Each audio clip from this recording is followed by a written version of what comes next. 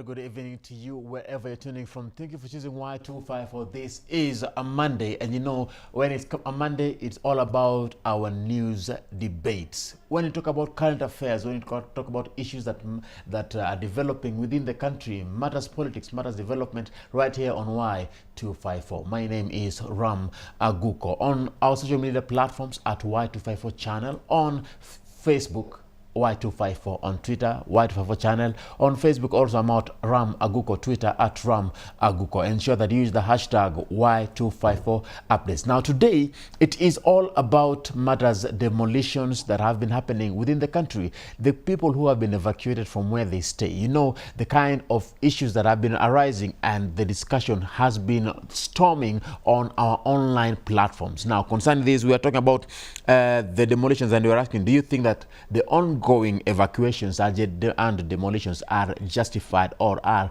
justifiable? Do you think that the ongoing demolitions and evacuations are justified or justifiable? What do you think? 22162 is our SMS line. Starting with the word Y News. 22162 is the number starting with Y News. Give us your comments and your opinions, and we shall read them as we continue with our debate. To help me and to help you and I understand these things and more are our debaters. You know them. Next to me is Karlmax Odhiambo, who is a governance expert. And next to him is Daniel Orogo, who is a political analyst. And finally, last but not least, the one and only Areba Omwoyo, who is a legal expert.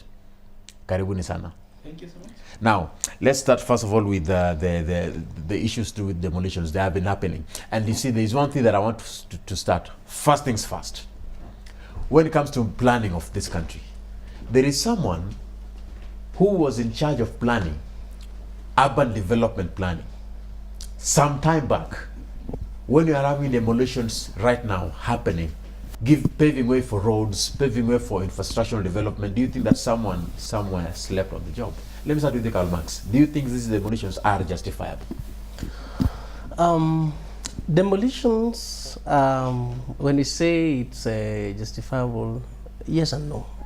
First of all, you know, when you talk of a private land or a private property, if we say it is occupied, whether partially or wholly, now by the people who are not the owners of that given, parcel of land or maybe the property, then the registered owner actually needs to do what we call, it needs to follow or maybe use the legal process to actually remove these guys who now we call the illegal occupiers within the place.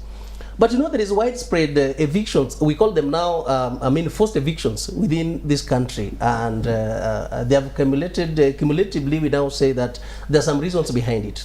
One, we talk of what we call the conflict in the land rights. We also have what we call, the urban development. Now where we come in terms of the planning and the domesticated land acts that are not in use. We also have, the payments. We talk of the payments of the excessive land and also the rent, house rent as per se. Now, if you collectively put this, the most worrying trend in terms of the what we call now the planning is not even that. More fundamentally, we talk of forced evictions to be as deal with so many factors, with the country in terms of the political, we put it as the political economy. In particular, this is now the grossly, I use the word grossly because it has violated almost everything from the word go. During this time, we were very disorganized by the people who took over the independence of this country, because we were Africanized, but we didn't actually make sure that everything was to be in line. So in terms of planning, there is nothing that came out to be very clear, because the poor man will be suffering in terms of what? When you talk of a planning of a country, each and every given place that are not supposed to be encroached, okay, we decided to use it as a political tool to bring our people in such places. Which places that we talk of maybe like water catchment areas or maybe road reserves, we decided to dish them out to our cronies or maybe our sycophants, the mediocres. So then it results into now many people now suffering, because at that given part, we've made it much more difficult for a poor man actually to access land, or maybe we say access land or maybe decent shelters. So poor planning in this country is a major factor.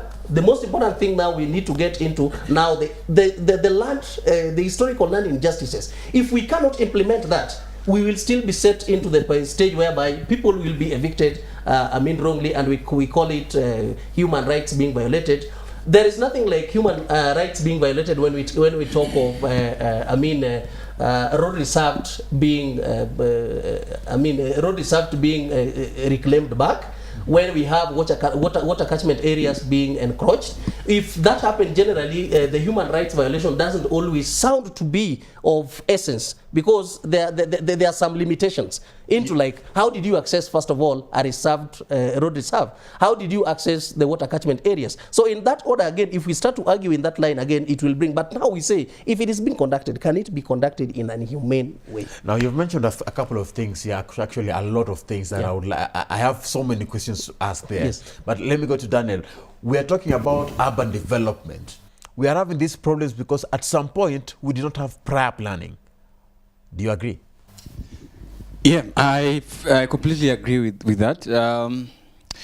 But then totally agree with what Karlmax has just mentioned in his opening remarks. But more importantly, human rights violations occurs where they're human beings. It doesn't occur in a vacuum. There must be people who have been settled somewhere. Mm-hmm. And so, the population growth, where we've seen people coming from rural areas to occupy probably urban areas, or the guys occupying places that are considered as riparian or water catchment areas, has been much of history in this country. And for that, if it comes to urban areas, it's a matter of urban planning. But it comes to rural areas, it's completely encroachment. And somebody says the word encroachment was taken from the word cockroach. Who actually, you go to where, just walking where you're not. So it was called encroachers, people who are like cockroaches. So somebody says that was where that term was derived. So actually, basically, I really see it's the issue of poor planning is an issue that was never foreseen before. That is slowly becoming a human rights issue as we speak. So so far we are trying to build up on the mistakes that we did a couple of years back after Kenya was received its independence, after Kenya became a republic. So we failed to plan ourselves well at that time. And therefore, that's why we're having these kinds of things happening right now. Completely agree. But another issue is some were used as for political expediency. I think you could see, like Karlmax have mentioned, when, for example, in rural areas, in Mathare or in Kibra or anywhere that has been marked for demolition, somebody from administration that probably issues an allotment letter to stay there, possibly a chief, possibly a DC before. But right now, the only excuse that is there that these guys do not have a title deed for these lands, or do not have documents that shows that they're legally owners of this land. So the question is, who authorized the occupation to those lands, but have now come as an issue of they don't have a title deed or right to stay. Right. Areba, are these demolitions and evacuations justifiable? Are they justified? They're very justified and they're not. I mean, it's a two-right issue because then this is a country where when somebody builds a shed beside the road, we just look on and cheer them on. He comes and builds a more permanent structure, we cheer them on. He clears that structure and builds a flat, we cheer them on. Then after that, we come back and say, hey, this flat is on a road reserve. We have buried our heads in the sand all this time while this person has been doing that. So then it really brings back the issue, that one of the issues that we always discuss here, that what are the authorities doing whenever somebody goes and looks for an allotment for that area? Which steps do they take us through? How comes at the end of the day you have a permanent structure next to a road reserve and you can see a road there? How comes that you are living in a forest and the authorities are watching I mean, it's not chemical science that these people just dropped from nowhere and found themselves in a riparian land or on the road reserve. These are issues that we look at every day. Oh. So then when we come back and say, hey, you guys, you know, you have been occupying this place illegally, you need to move, we're only playing to the gallery.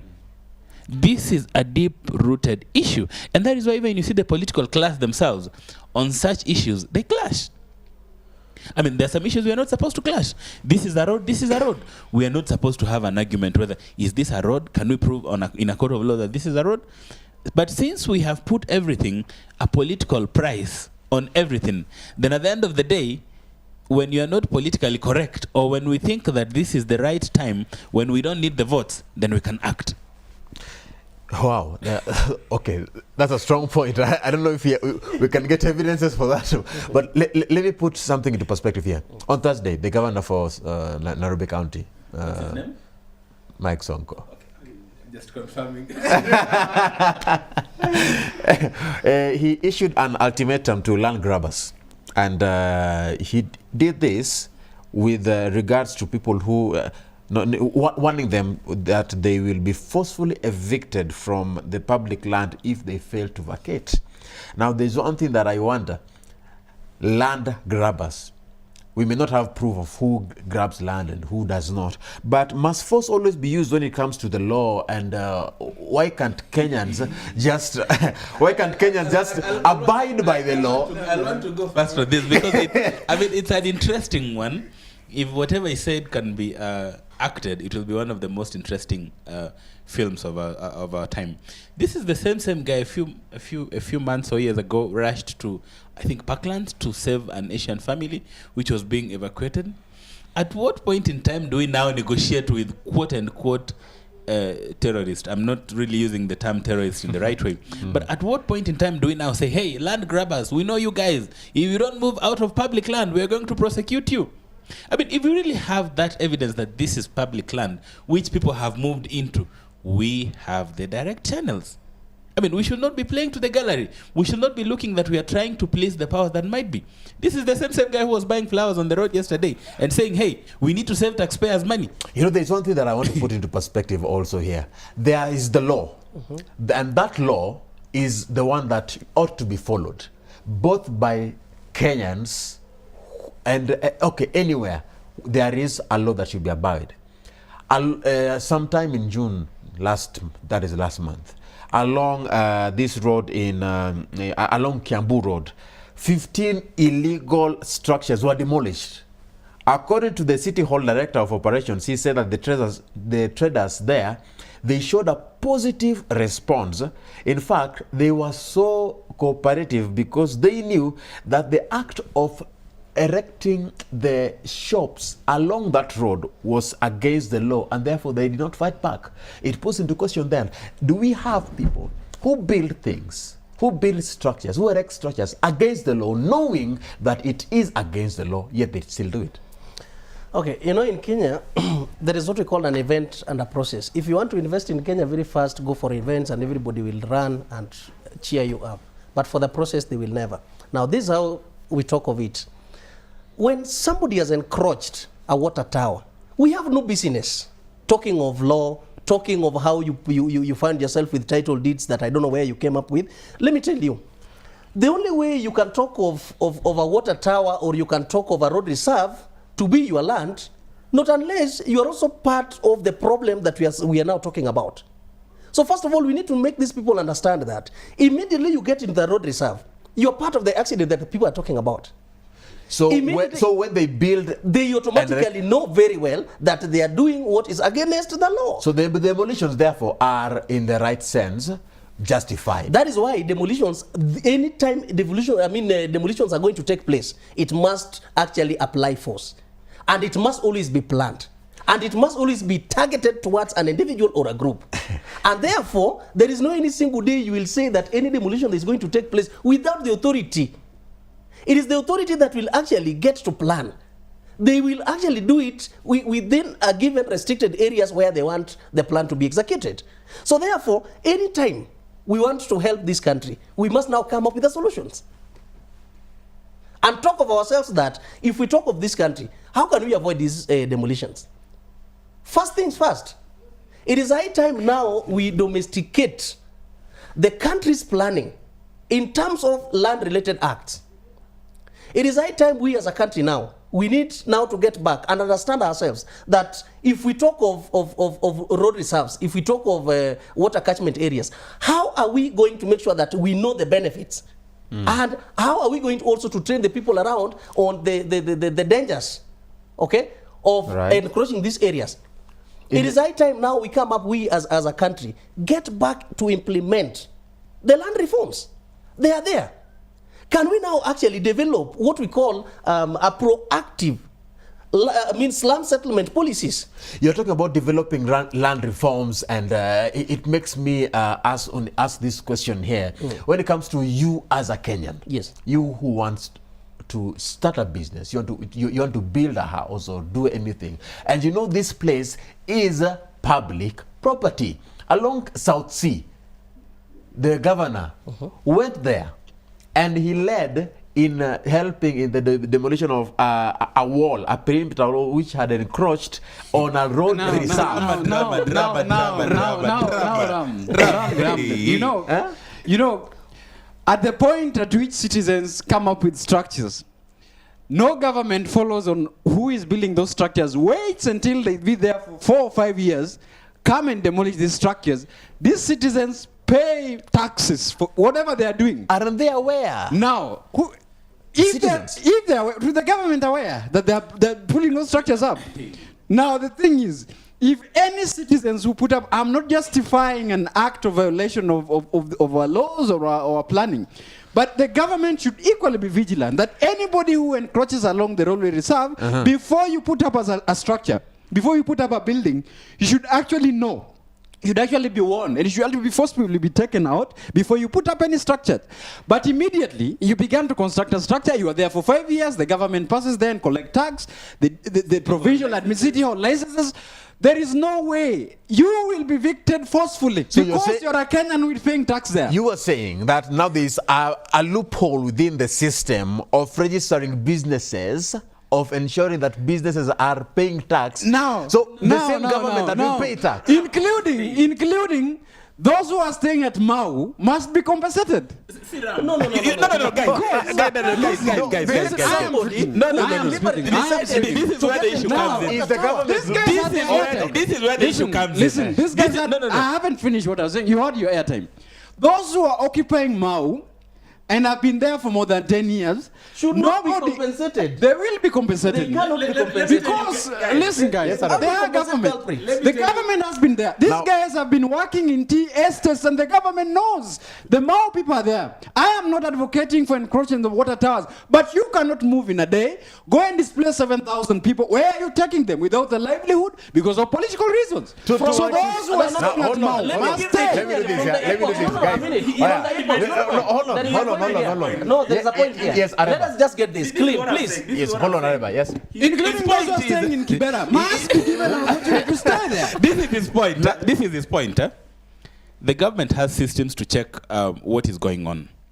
When you turn a blind eye to the reality of the day, you think that this person is building on a road reserve. City Hall, you give a license for that. After that, then, you are not going to wake up and say, hey guys, go.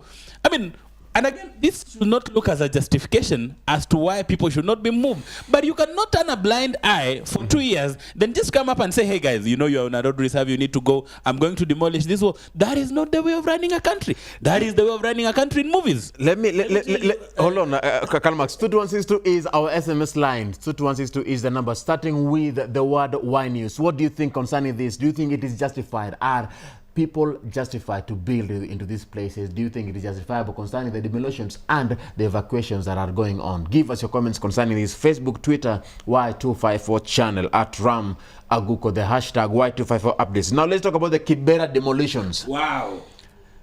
Wow. Before that, there was a point I was actually put. Let me tell you. You know, if I hear Dan and Areba talking like this is the problems we have in this country. And by the way, let me start with you first of all. We need to clean this country, not just to marinate and we look like we are part of. No. I mean, the reason why I'm saying this on the screens. Do you know what? This place. This is Kibra, and we are aware. Look at that and see what is going on there. I'm part of this, but I'm giving a solution to the problem so that. Hold on. Building did not come overnight. Yes, that is the point we are making. Very good. Now let me ask you.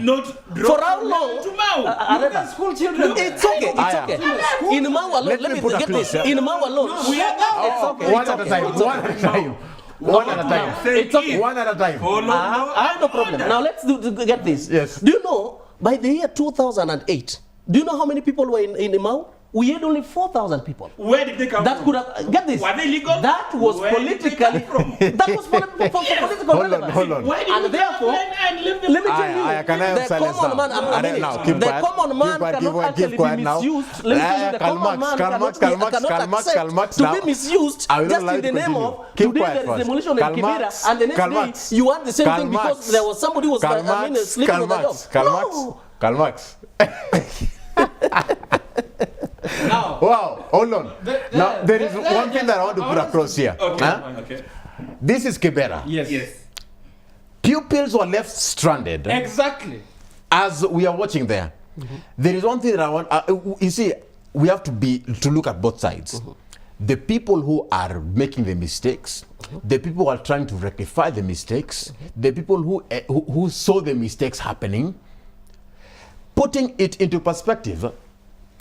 This is the kind of thing that happened that what should be done to people who are there.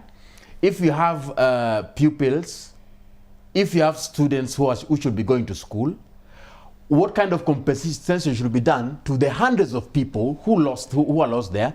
And if at all we are talking about the government seeing everything happening there, then don't you think that these people were given notice a few weeks before this time? Ram, now I have a domestic assistant who I was sharing with this story before. This lady has lived in that place for the last 8 years. She heard rumors that there might be a road passing here. She asked the landlord, tumesikia kuna barabara itapita hapo. The landlord told her, don't worry. Is that a true story? Fine. Is that this a is true a true story. She was at my place today, and I had to talk to her because I was coming for this interview. She was told, in fact, she was told, don't worry, all is well. So she depended on what the landlord told her. She continued to pay rent. In fact, at some point, the landlord pushed them to pay excess rent for the next month, only for them to be woken up last week that, hey, the landlord came and said, hey, they're coming to demolish. But why didn't they pay? Out. Let me finish. Get out. I want to get out my windows and doors from this structure. It's like the government is coming to demolish. This is an innocent lady. She was woken up that morning and being told, move your things. I want to remove my doors, and I want to remove my windows, and I want to remove my mabati to go with it. She's being ambushed at 5 a.m. She has school-going kids. Right now, she's staying in a school. As much as we are saying that we are not justifying people building on road reserves, we should also look at who's benefiting at the expense of these people. And that is our point. The people who are benefiting on the expense of those people should be punished. We are not going to punish an old woman who has been faithfully paying her rent and who has been living in that house. She's being used as a pawn. P-A-W-N. Now, I know Karlmax will speak. On this issue, this is a historical issue. Now, the Kenyan government had actually called for a process of enumeration so that those residents there would not be forcefully taken out. That was on the 16th this month. Now, on 16th this month, they were asked to have just be stayed. Like Areba said, they were given 1 week for enumeration so that they would be relocated, not evicted. On Monday of 23rd, waking up to the structures and waking up that the tractors were already pulling down and bulldozing the structures. These are people who did not even refuse to leave. These were people who were reacting to the government response, especially the Kenya Urban Roads Authority asked them to stay so that enumeration should take place. So when the notice were given, the people who gave the notice did not follow their own notice? They didn't follow their own notice. That is why they asked this guy, could you stay so that we finish the process of relocation? Only to wake up in the morning. They were given 1 week so that they would be enumerated and their names would be on the list. That morning on 23rd, they were not refusing to leave these places. The Kenyan government actually came through Kura and demolished the structures. And it's the same problem. I am also seeing with our brothers in Mao, it's the same problem. That these people are used as political pawns, but at the same time, there's a lot of things at play here. Whether Karlmax you're trying to justify, there is no way a Kenyan government uses force against people who are vulnerable and people who are poor. There is just no way. Now you can see we are in agreement. You can see we are in agreement. They need to move. We are in agreement that they are saying it is about the political relevance and the political capitalism within their people. So should we use this as a tool each and every given 5 years so that our people will be demolished or our people will be evicted forcefully when we can solve this problem once and for all? If we know there is a road reserve, Ram, why do we allow our people to go there just because we have some politicians who will be telling them you will not be evicted? That should not be the reason. We need to tell these people the truth, that if there is a road reserve, don't go and build or maybe have any structure within the road reserve. Because at the end of the day, even if you've invested millions and millions of money, when the time comes for the demolition, they will destroy it. And there is no any single day, let me tell you. When we talk of let me use Mao. I'm talking about one thing. For you to find yourself in Mao, and you've known this is a water catchment area, and some politicians are still making some useless statement to make you feel that if you go there, you will be somebody. My friend, the truth is this. Water catchment area and the towers, we don't negotiate when people get there. With your title deed, go to the person who sold you the place. Tell that person to compensate you. Go to the landlord you've been paying money. Who should complain to who? Let me tell you. This is how we are going to catch these people. You are staying on a road reserve, except that you have not been told. Let me tell you. Somebody will come with a map and you will tell Karlmax you're on a road reserve. If I'm in a road reserve, let me tell you, I've been paying some rates. Even if it is the city county. Exactly. Can you go to the city county you've been paying your rent? Now, hold on. Can you go to the landlord you've been paying your money? So Can I have one other have this problem with Karlmax has this wishful thinking on how things should happen. Did you know that where you are living is a riparian land? Do you know so? It's only that time has not caught up with you. Now, let me have this sound. The final one. Hey. No. My friend. No. I am seeing, Daniel, you are removing your coat. Yes, let me remove the... It is hidden. my friend. Before you continue, hey. Did you know where you live, whether it was public land Or not? Do you know that? Do you know? My friend, that is wishful thinking. Are you a landlord or a tenant in this town? Areba, Karlmax. No, that is wishful thinking. Hold on. Wishful thinking. Now, I want to put this, time is not on our side. We cannot continue. We are still going to continue this debate on another day. Winding remarks. No. You're winding. My final remark. If I give you the chance to wind up, you must cooperate that you're going to use 30 seconds. I'm going to wind up. I'm going to wind up. When I say it's over, it's over. Time is not on our Is this a side. relationship? Okay, let me wind down. So, my friend Karlmax has very good ideas, but he has this wishful thinking on how things are supposed to happen. Whenever we look for houses in this town, we never demand to know where is this house been built. Is it built in a school? We go to hotels which have been built in places they are not supposed to be built. So when you are that vulnerable position and you are being told now go and demand back your rent from your landlord, that is just wishful thinking. So what we're saying is we are not trying to justify any person who lives in a riparian land, any person who has built on a road reserve, but then can we try to avoid the problem when it starts? Let's not just run to deal with the problem once it has escalated. Let's not use force on vulnerable people. Daniel. If you are staying on a riparian land or you're staying on a road reserve and you've been paying tax for the whole of your life, the Kenyan government has no right or any county government to forcefully evict you. The human rights standard says that anybody, suppose there is an eviction, the relocation action plan process should begin before the demolition so that you be dignified when you're relocated to a place. So there is no forceful demolition, whether you're staying on a riparian land, whether you're staying in a catchment area, you need to be actually be relocated, not being evicted. Karlmax. However, you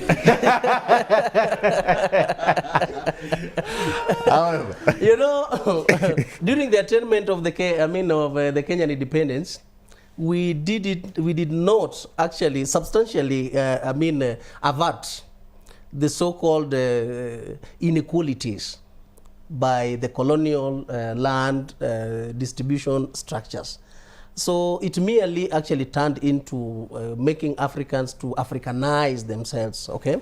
And so, in other words, I'm saying that let us not use political relevance, political capitalism to misuse the poor in the name of we are looking for votes, we are transferring votes. The truth is, if there is a road reserve, if there is water catchment areas, you have no business buying those places. But if you've actually bought, if you've been paying rent, go to the landlord. The landlord will pay you back your money, and then we will trace them from the county government That and is the the national end. government. That is the end. The national That is the end. That is the end. That is the end. Hey, no. No more comments. No more comments.